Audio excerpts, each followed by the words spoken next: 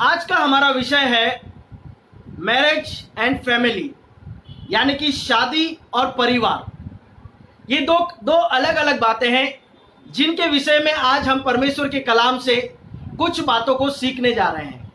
आप जानते हैं कि विवाह बहुत सारे होते हैं, लेकिन कई दफ़ा कई विवाह शुरू होते हैं और फिर खत्म होते हैं। परिवार बहुत सारे लोगों के बनते हैं, लेकिन परिवार टूट जाते हैं। ऐसी बहुत सारी घटनाएं आप और मैं अच्छी रीति से इन सारी बातों के बारे में जानते हैं। लेकिन आज मैं परमेश्वर के कलाम से इन दो विषय जो हैं, इनमें से पहले शुरुआत में कुछ मैरिज के विषय में मैं आपको बता दूंगा, फिर उसके बाद में परिवार के विषय में हम लोग बातों को देखेंगे। आज पहले हम देख लेते हैं मैरिज, यानी कि विवाह। विवाह जो है यह परमेश्वर का एक अभिप्राय था, ताकि परमेश्वर विवाह के द्वारा मनुष्य को प्रसन्न देखना चाहता था। आपने देखा होगा परमेश्वर ने जमीन आसमान और दृश्य अदृश्य सारी चीजों को बनाया, और बनाने के बाद में दिन रात इन सारी चीजों को अलग करने के बाद में परमेश्वर ने आदम को बनाया। आदम को बनाने के बाद में परमेश्वर ने आदम को बनाने के बाद में अदन की वाटिका में रखा। अदन की वाटिका में परमेश्वर रोज संध्या काल उससे मिलने के लिए आता था, लेकिन परमेश्वर ने देखा कि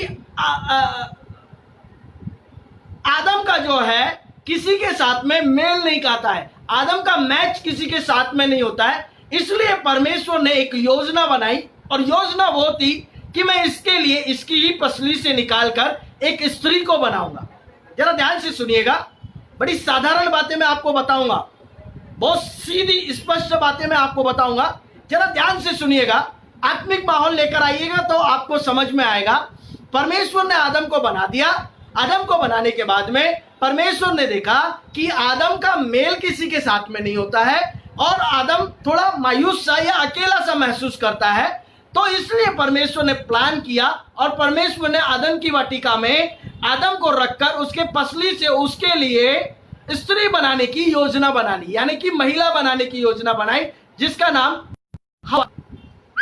परमेश्वर का जो प्लान था फैमिली बनाने का, यानी कि शादी रचाने का, यह प्लान कलीसिया की स्थापना से भी पुराना है, प्राचीन है।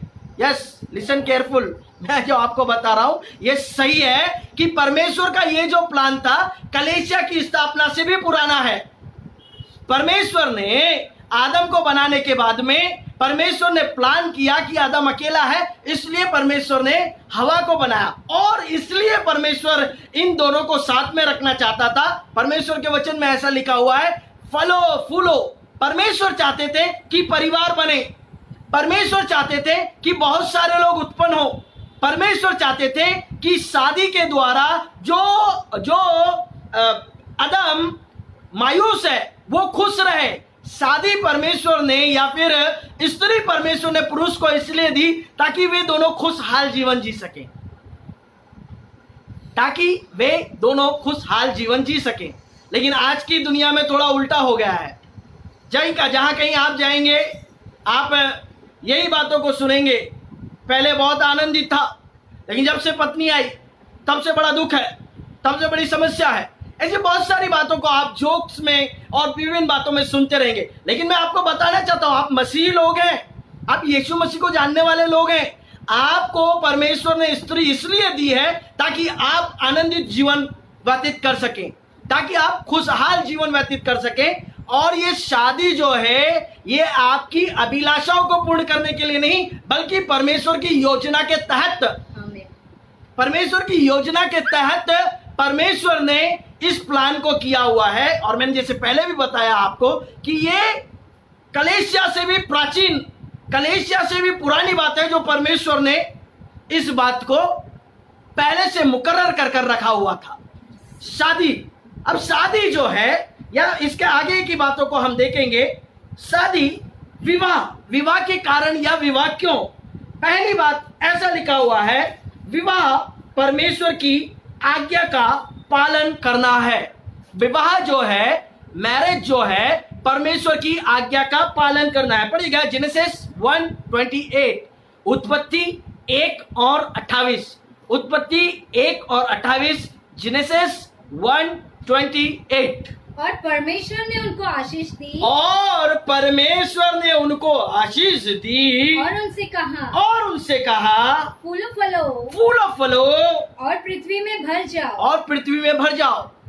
ये परमेश्वर की एक आज्ञा है भैया। शादी के जिनकी हो चुकी है, कपल्स जो हैं, जो आगे शादी करने वाले हैं, उनके लिए परमेश्वर के कलाम में ऐसा लिखा हुआ है, ये परमेश्वर की एक आज्ञा है कि आप शादी करें। और उसके बाद में ऐसा लिखा हुआ है कि तुम क्या करो, फैल जाओ। शादी किसी शारीरिक इच्छाओं को पूर्ति करने का पाठ नहीं है। शादी स्त्री को अपना गुलाम बनाने का पाठ नहीं है। शादी स्त्री के ऊपर हुक्म चलाने का पाठ नहीं है। मैरिज जो है वो इसलिए है ताकि मनुष्य प्रसन्न रह सके, ताकि मनुष्य का परिवार उत्पन्न हो सके, ताकि हम फैल सकें, फूल सकें, उन्नति कर सकें। इसलिए परमेश्वर ने मैरिज को स्थापित किया या फिर मैरिज करने के लिए रखा। यह परमेश्वर की एक आज्ञा है। मैरिज क्यों? मैरिज इसलिए क्योंकि यह परमेश्वर की एक आज्ञा है। दूसरी बात पढ़िए, इसका ही उत्पत्ति की किताब पहला अध्याय और उसका 18वां पद, जेनेसिस चैप्टर 1 वर्स 18। तथा दिन और रात पर प्रभुता करे तथा दिन और रात पर प्रभुता करें और उजियाले को अंधियारे से अलग करें और उजियाले को अंधियारे से अलग करें। और परमेश्वर ने देखा कि अच्छा है। अच्छा है। 1:18 पढ़ा, ठीक है। शायद मेरे से वचन थोड़ा कोट गलत हुआ है। शादी जो है, मैरिज जो है, वो संगति के लिए है।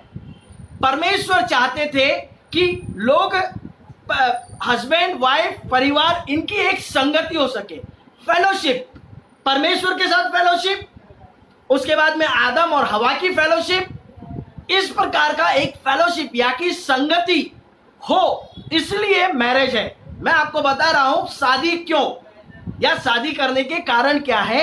तो परमेश्वर चाहते हैं कि परमेश्वर की आज्ञाओं का पालन हो। परमेश्वर चाहते हैं मैरिज इसलिए ताकि संगति हो। आज आपने बहुत सारे लोगों को देखा होगा, बहुत सारे लोग शादी तो करते हैं लेकिन शादी होने के बाद में वे सेपरेट हो जाते हैं।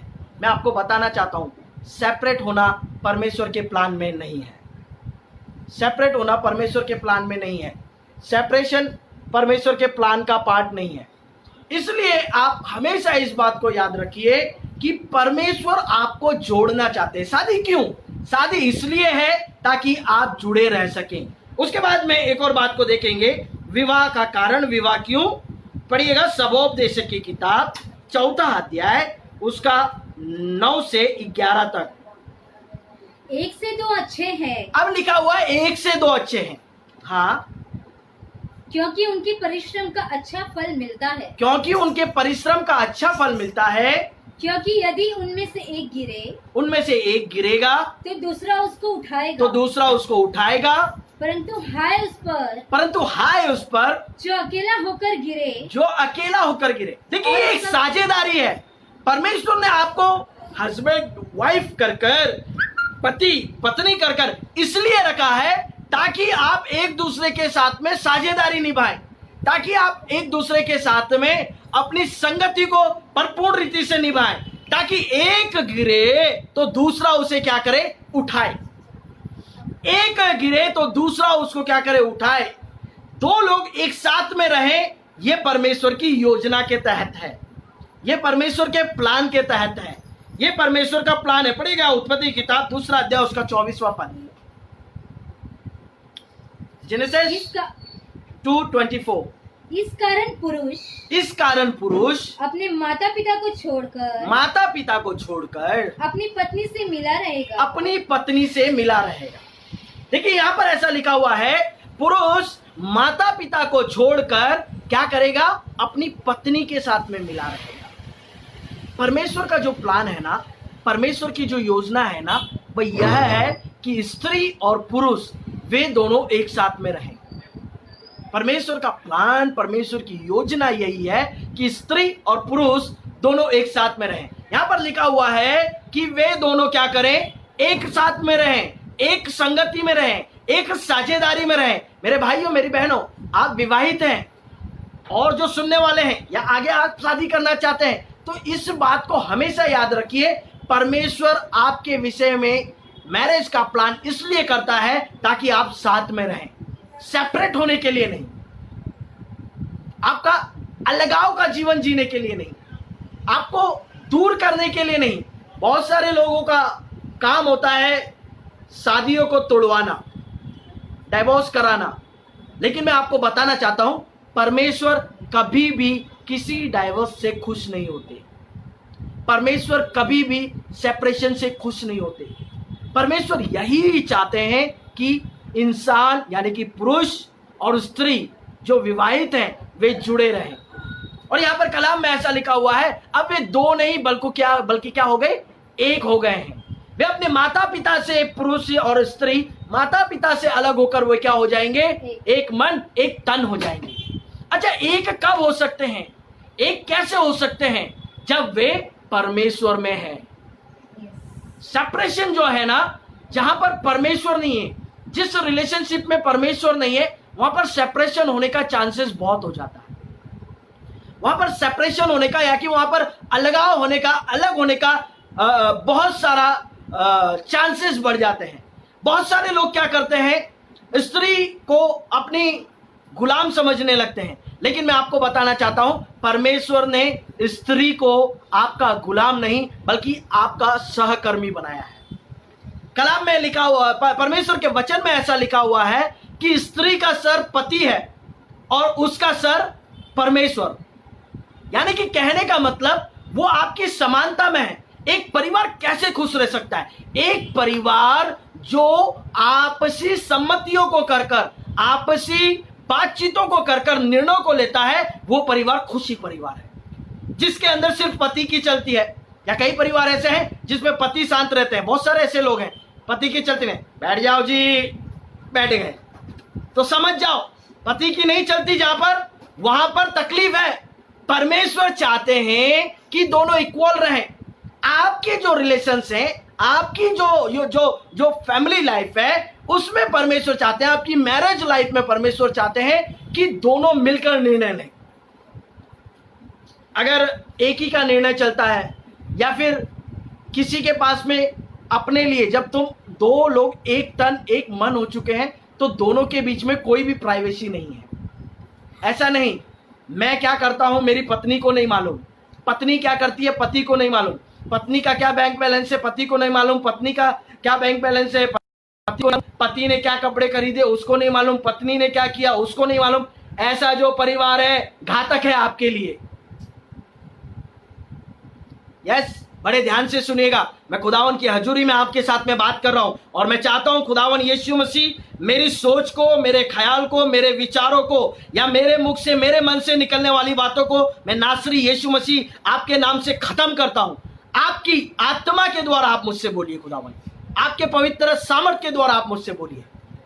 प्रभु अनुग्रह कीजिए आज इस सेशन पर।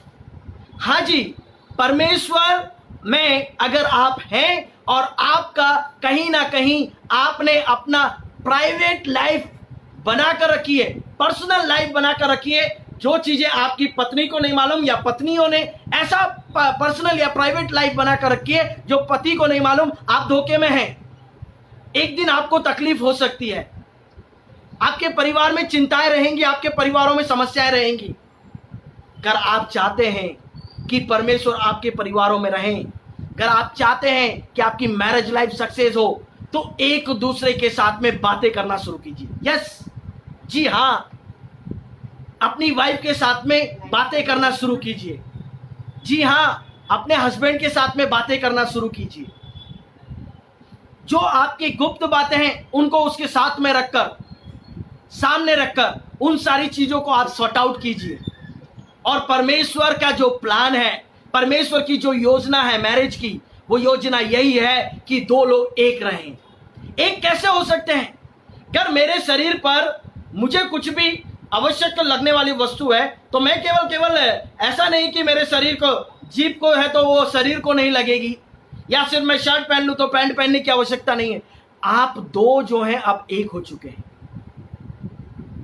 आप दो लोग एक हो चुके हैं और परमेश्वर का प्लान यही है कि आप दो लोगों में अब कोई भी डिफरेंस ना हो। किसी भी लेवल तक की बात, सॉरी टू से, किसी भी लेवल तक की बात, कोई भी लेवल तक की बात, आप दोनों के बीच में बिल्कुल खुलासा होना चाहिए। जब आपके बीच में खुलासा होता है तब आपकी फैमिली मजबूत होती है, आपका परिवार मजबूत होता है। परिवार टूटने का कारण यही है, अधिकतर जगहों पर देखा गया है, परिवार टूटने का कारण एक पत्नी को नीचे का दर्जा देना, दूसरा पत्नी से अलग रहकर अपने कुछ पर्सनल लाइफ बनाना, पर्सनल फंड्स या बहुत सारी चीजों में, अलग अलग चीजों में हो सकता है, अपने आप को अलग कर रखना। पत्नी को सिर्फ जब वो कुछ करना चाहती है या वो कुछ लेना चाहती है या कुछ करना चाहती है, उसके अंदर उसको ताने देना या उसको भरा बुरा कहना, अपने लिए सब कुछ करना, उसके लिए लिमिटेड काम करना, ऐसा जब हमारे जीवनों में होता है तब हमारी फैमिली लाइफ के अंदर समस्या आने का चांसेस है। एक और बात को हम पढ़ेंगे कि परमेश्वर ने विवाह का कारण क्या, क्यों विवाह, पढ़िएगा उत्पत्ति किताब पहला अध्याय उसका 28वां पद। और परमेश्वर क्यों चाहते हैं? और परमेश्वर ने उनको आशीष दी, और परमेश्वर ने उनको आशीष दी और उनसे कहा फूलो फलो और पृथ्वी में भर जाओ। अब आगे परमेश्वर ने शादी का कारण यह है, परमेश्वर चाहते हैं कि आपका परिवार बने। परमेश्वर आपको दो ही नहीं रखना चाहते। मेरे भाइयों मेरी बहनों सुनिए, परमेश्वर आपको दो ही नहीं रखना चाहते। परमेश्वर ने आपके लिए योजनाएं बनाई हैं, आपको आज्ञाएं दी है। परमेश्वर ने आपको एक साथ रहने के लिए कहा है। अब दो तन नहीं बल्कि एक तन आपको बना दिया है। परमेश्वर ने आपको एक दिल एक देह कर दिया है। परमेश्वर ने कलाम में ऐसा लिखा हुआ, वो माता पिता नहीं बल्कि वो दोनों अलग होकर एक रहेंगे। ये सारी बातें जो परमेश्वर ने की है वो इसलिए की है ताकि आपका परिवार भी हो। यहाँ पर लिखा हुआ है, वापस से पढ़ लीजिए इसी पद को जो मैंने अभी आपको बताया है। परमेश्वर ने उनको आशीष दी, और परमेश्वर ने उनको आशीष दी, परमेश्वर ने उनको ब्लेसिंग्स दी और उनसे कहा फूलो फलो और पृथ्वी में भर जाओ। अब परमेश्वर आपको दो ही नहीं रखना चाहता बल्कि आपके परिवार की भी योजना करते हैं। हालेलुया। परमेश्वर आपके परिवार की भी योजना करते हैं और परमेश्वर चाहते हैं फैलो, फूलो और पृथ्वी में भर जाओ। हम देख रहे हैं कि शादी क्यों या उसके कारण क्या है, उसमें मैंने 2-3 बातें आपको कुछ वर्सेस कोट कर मैंने आपको बताई। शादी किस लिए है, परमेश्वर का प्राचीन प्लान है, वो सारी बातों को मैंने आपके सम्मुख में रखा। अब हम वापस से फिर पढ़ रहे हैं कि परमेश्वर आपकी फैमिली के लिए भी प्लान करते हैं, वरना परमेश्वर केवल 2 लोगों को ही रखते, 2 से ज्यादा नहीं रखते। देखिए फैमिली प्लान है परमेश्वर के पास में, इसीलिए तो परमेश्वर ने जब नूह के समय में बारिश लेकर आया, पानी पूरे में भर गया, उसके बाद उस समय भी परमेश्वर ने सबके जोड़े जोड़े कर ले लिए, ताकि परमेश्वर का आगे भी प्लान था। पृथ्वी को रखना है, परमेश्वर ने लोगों को रखना है। परमेश्वर चाहते हैं कि प्रजनन हो, परमेश्वर चाहते हैं कि उत्पत्ति हो, उत्पन्न हो। इसलिए परमेश्वर ने क्या किया, एक जोड़ा सबका ले लिया। परमेश्वर का नजर में आपकी फैमिली के लिए एक प्लान है। अब हमने शादी के विषय में थोड़ा सा देख लिया। एक बीच में एक और वर्ड को मैं कोट कर रहा हूं, विवाह जो है, जिनके विवाह नहीं हुए हैं और वो मसीह हैं, उनके लिए एक वचन पढ़ाकर फिर मैं आगे फैमिली में चला जाऊंगा। यहां पर फैमिली के विषय में हम आगे की ओर सीखने लगेंगे। पढ़िएगा 2 कुरिन्थियों 6वां अध्याय उसका 14 से लेकर 17 तक। जिनके विवाह नहीं हुए हैं और विवाह करने का प्लान कर रहे हैं, जिनकी शादी नहीं हुए और शादी करने का प्लान कर रहे हैं और वो मसीह यीशु को जानते हैं, वो पास्टर के बच्चे हैं, हो सकता है आप विश्वासी हैं, हो सकता है आप वर्शिपर्स हैं, हो सकता है आप गीतों को गाने वाले हैं, हो सकता है आप प्रचारक हैं। ऐसे जितने भी लोग हैं उन सभी के लिए है जिनकी अभी शादी नहीं हुई है, वो प्रभु यीशु मसीह को जानते हैं। पढ़िएगा परमेश्वर के वचन से 2 कुरिन्थियों 6 उसका 14 से 17 तक, 2 कोरिन्थियंस चैप्टर 6 वर्स 14 to 17, 14 से लेकर 17 तक। अविश्वासियों के साथ असमान जुए में ना जुटो। भैया सुन लीजिए, आप अच्छा बजाते होंगे, आप अच्छा गाते होंगे, आप अच्छा प्यार करते होंगे, आप अच्छे वर्शिपर्स होंगे, आप बहुत सारी धार्मिक कामों को करने वाले होंगे। आप पास्टर के बच्चे भी हो सकते हैं, आप किसी परमेश्वर के पुराने कलीसिया के मेंबर के पुत्र या पुत्री भी हो सकते हैं। हाँ, आपके लिए ही परमेश्वर का वचन ये कह रहा है। पढ़िएगा बुलंद आवाज में एक बार और ध्यान से सुनिएगा। अविश्वासियों के साथ असमान जुए में ना जुतो। परमेश्वर के वचन में ऐसा लिखा हुआ है, जो लोग शादी अभी करना चाहते हैं उनके लिए लिखा हुआ है कि आप शादी का प्लान कर रहे हैं, आप चाह रहे हैं कि आगे चलकर आपका परिवार हो, आप चाह रहे हैं कि आपकी मैरिज हो, तो परमेश्वर के वचन में ऐसे लोगों के लिए लिखा हुआ है, क्या लिखा हुआ है? अविश्वासियों के समान असमान जुए में क्या ना करो, तुम मत जुतो। यानी कि आप अगर परमेश्वर में, प्रभु में हैं और अगर आपकी गर्लफ्रेंड्स हैं, थोड़ा कड़वा है, आपकी चैटिंग्स चलती हैं, आप मोबाइल पर चैट करते हैं, परमेश्वर कहता है अविश्वासियों के साथ में उस जुए में तुम क्या नहीं करो, मत जुतो। अविश्वासियों के साथ आपको मैरिज नहीं करना है। स्ट्रेट फॉरवर्ड और परमेश्वर के कलाम को आपके सम्मुख में रखकर कहता हूं, बिल्कुल आज अपने उन रिलेशंस को बंद कीजिए। परमेश्वर आपसे ना खुश है। सिमसोन बड़ा योद्धा था, परमेश्वर ने उसको नाजीर कर रखा था। परमेश्वर चाहते थे कि वो परमेश्वर की बड़ी योजना के अंदर काम कर रहा था। अरे शेरों के जबड़ों से, गधे के जबड़े से 1,000 लोगों को मार दिया उसने। थोड़ा झटका मारे तो हजारों लोगों को गिरा देता था। परमेश्वर का प्लान बड़ा था उसके लिए। लेकिन दलीला जो एक अविश्वासी थी, उसने उसके पूरे दर्शन को बिगाड़ दिया, परमेश्वर की पूरी योजनाओं को बिगाड़ दी।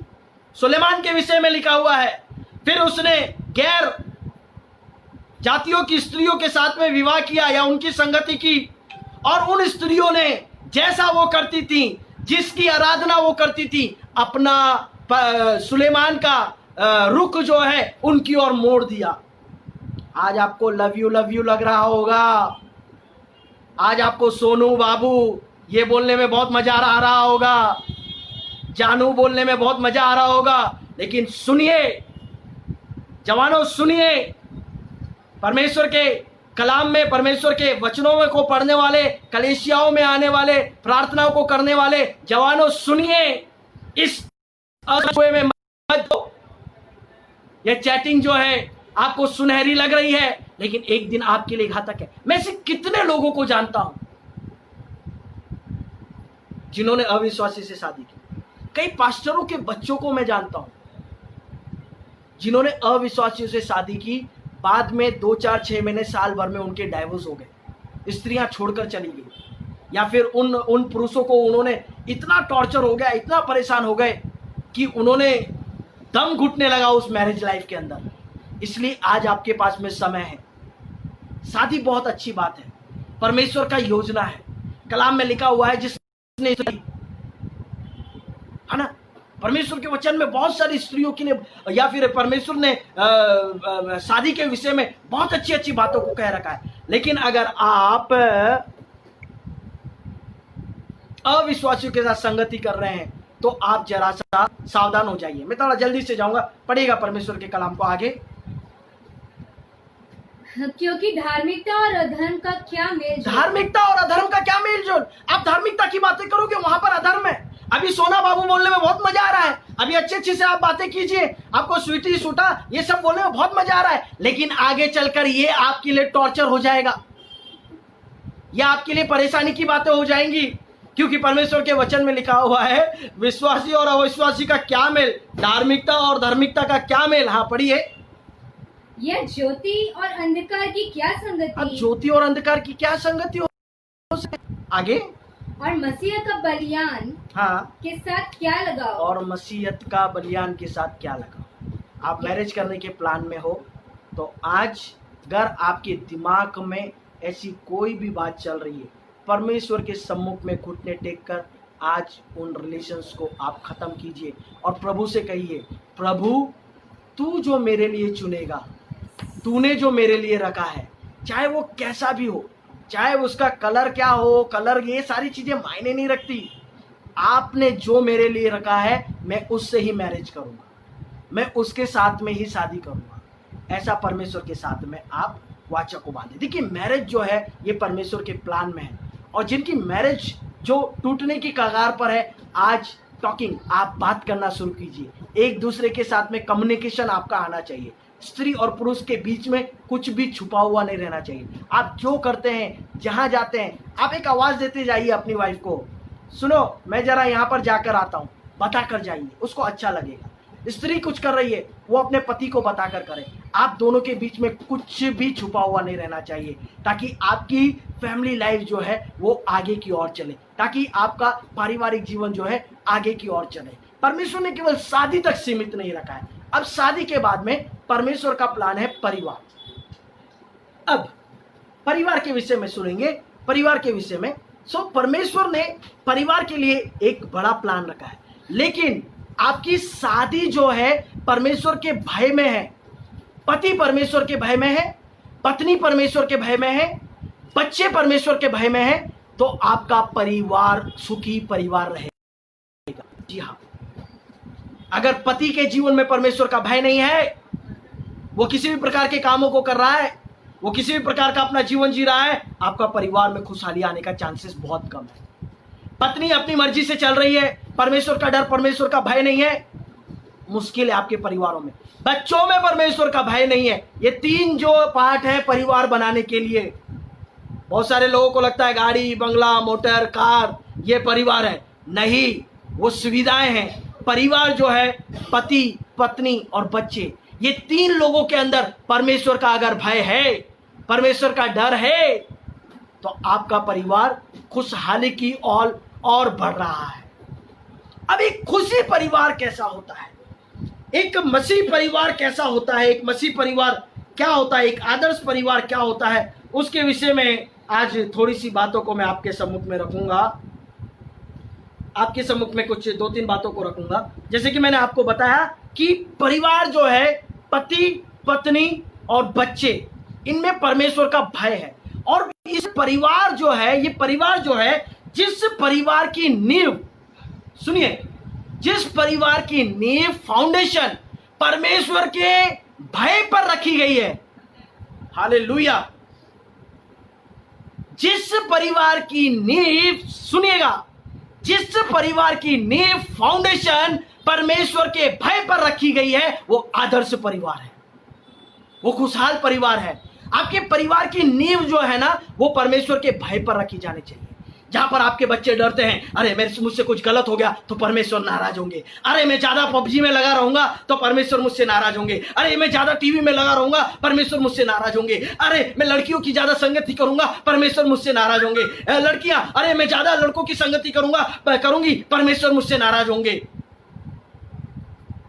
आपकी नींव परमेश्वर के भय पर रखी जानी चाहिए, तब आपका परिवार खुशहाल परिवार होगा।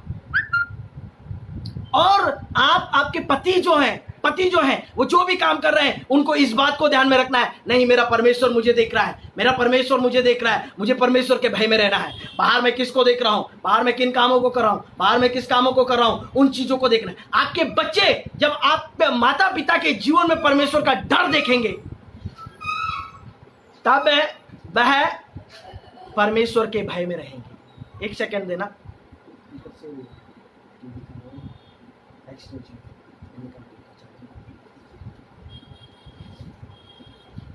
तब आपके बच्चे जो हैं परमेश्वर का भय में, जिस परिवार की नींव रखी गई है, जैसे आप मत्ती की किताब में परमेश्वर के सुसमाचार में आप पढ़ते हैं कि 2 लोगों ने घर बनाया, एक ने घर बनाया पत्थर पर और एक ने घर बनाया बालू पर, एक ने चट्टान पर बनाया, एक ने बालू पर बनाया।